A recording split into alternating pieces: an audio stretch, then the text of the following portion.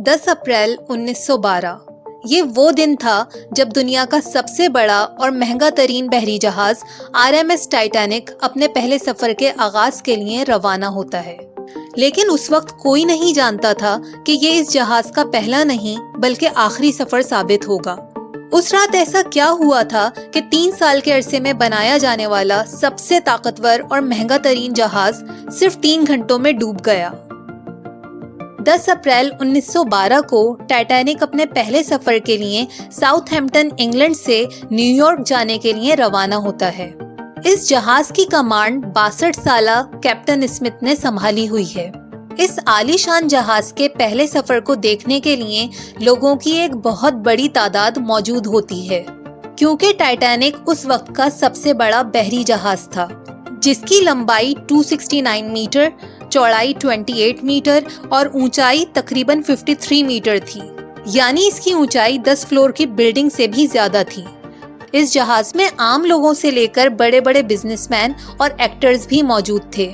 इस जहाज की फैसिलिटीज और डेकोरेशंस किसी 5 स्टार होटल से कम नहीं थी। Swimming pool, gym, restaurants, barber shop, library, यानी पैसेंजर्स को फैसिलिटेट करने के लिए इस जहाज में हर तरह की आसाइश मौजूद थी। टाइटैनिक में जिस तरह के सेफ्टी फीचर्स का इस्तेमाल किया गया था, उस बेसिस पर इसको अनसिंकेबल माना जाता था, यानी एक ऐसा जहाज जो कभी डूब नहीं सकता।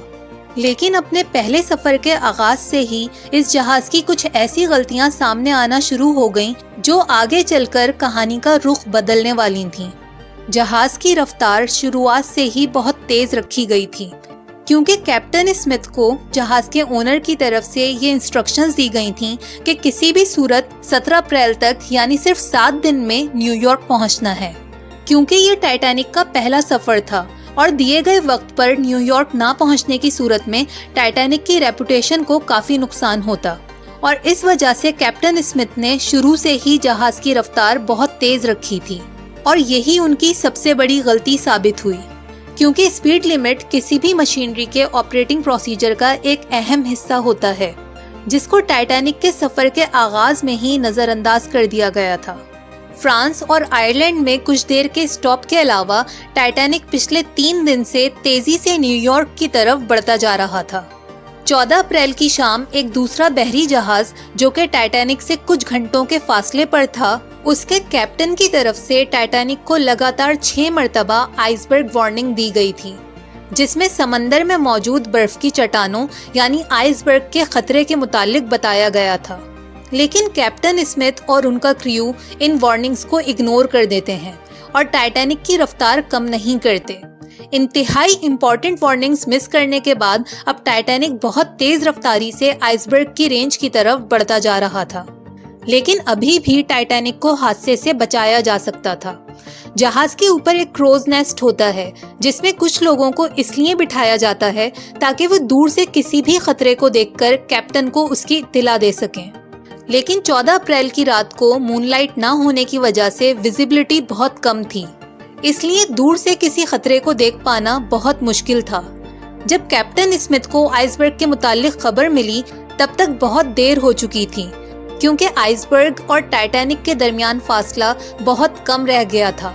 ये खबर मिलते ही कैप्टन स्मिथ ने जहाज का इंजन बंद करने और उसका रुख मोड़ने का ऑर्डर दिया। लेकिन अब बहुत देर हो चुकी थी और इस खबर के मिलने के ठीक 1 मिनट के बाद टाइटैनिक आइसबर्ग से टकरा जाता है। इस आइसबर्ग का साइज एक फुटबॉल फील्ड के बराबर होता है, जिसकी वजह से ये टाइटैनिक को बहुत बुरी तरह इम्पैक्ट करता है। जहाज के दाएं तरफ आइसबर्ग से टकराने की वजह से एक बहुत बड़ा शगाफ पड़ चुका था और जहाज के सबसे निचले हिस्से में पानी भरना शुरू हो गया था। उस वक्त तक टाइटैनिक के बचने की थोड़ी बहुत उम्मीद बाकी थी, क्योंकि टाइटैनिक को इस तरह डिजाइन किया गया था कि अगर उसके निचले 4 कंपार्टमेंट्स में भी पानी भर जाए तो भी ये डूब नहीं सकता। लेकिन बदकिस्मती से पानी 4 के बजाय 6 कंपार्टमेंट्स में दाखिल हो चुका था, जिसके बाइस जहाज एक तरफ को झुकने लगा। उस वक्त तक जहाज के पैसेंजर्स को इल्म ही ना था कि वो कितने बड़े हादसे से दो चार हो चुके हैं। लेकिन तकरीबन 1 घंटे बाद जहाज पर अफरा तफरी शुरू हो गई। कैप्टन स्मिथ ने फौरी तौर पर रेडियो पर इमरजेंसी अलर्ट जारी कर दिया। और साथ ही साथ उन्होंने फौरी तौर पर औरतों और बच्चों को लाइफ बोट्स में बिठाना शुरू कर दिया। लेकिन यहाँ एक और मसला दरपेश था। जहाज पर मुसाफिरों की तादाद के लिहाज से तकरीबन 60 लाइफ बोट्स होनी चाहिए थीं। लेकिन चूंकि जहाज के मालिकान को यकीन था कि ये जहाज कभी डूब नहीं सकता, इसलिए 60 के बजाय सिर्फ 20 लाइफ बोट्स जहाज में रखी गई थीं। हर तरफ अफरा तफरी का आलम था और हर कोई उन लाइफ बोट्स में सवार होना चाहता था। कुछ लोगों ने खतरे के पेश नज़र जहाज से छलांगे लगाना शुरू कर दी। इसी अफरा तफरी के आलम में जब पहली लाइफ बोट को समंदर में उतारा गया तो उसमें गुंजाइश से कम लोग सवार थे। लेकिन बहरहाल कैप्टन स्मिथ की कोशिशों से तमाम लाइफ बोट्स को समंदर में उतार दिया गया। लेकिन अभी भी 1500 पैसेंजर्स जहाज पर मौजूद थे। जहाज अब आहिस्ता आहिस्ता समंदर में डूबता जा रहा था।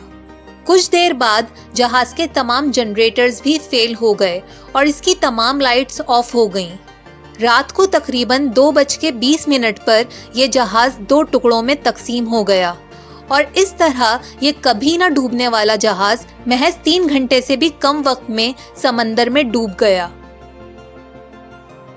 जो 1500 लोग जहाज पर मौजूद थे वो जहाज के साथ ही डूब गए, जबकि जिन लोगों ने अपनी जान बचाने के लिए समंदर में छलांग लगा दी थी वो हाइपोथर्मिया की वजह से मारे गए, क्योंकि उस वक्त पानी का टेम्परेचर -2 डिग्री सेंटीग्रेड था और इतने लो टेम्परेचर पर इंसान का सरवाइव करना नामुमकिन है।